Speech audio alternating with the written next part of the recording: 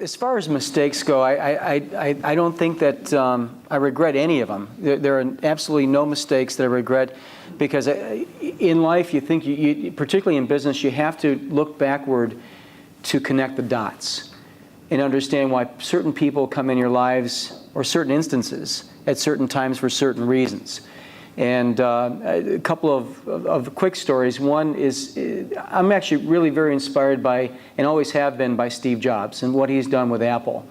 And he talks a lot about connecting the dots in his lifetime of dropping out of college at Reed College and then dropping in to audit various classes. And one of those classes was calligraphy. He didn't know why he was studying calligraphy, but he thought it would be a very cool thing to do, and very elegant, historical type of a project. And it wasn't until 10 years later that he and Steve Wozniak started developing the Mac, and he started incorporating very ornate typefaces within the Mac operating system, which then was adopted by the PC, which then transformed into things like PowerPoint and eventually the web. And he was able to connect the dots to that, and I've tried to do that very much myself. And over the, I guess, the mid-90s, when it was really the go-go 90s, and Charlie Stack back here knows that very well. He lived it, invented a lot of it, and we felt like everything we touched was turning to gold.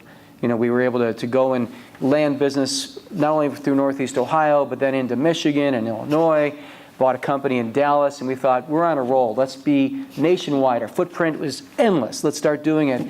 And started a company then, and I launched a company in Arizona. And my business partner and I spent a majority of our time getting this business off the ground, because the statistics said that Phoenix was one of the 10 fastest growing companies in the country, and who wouldn't want a business that does e-commerce and IT technology?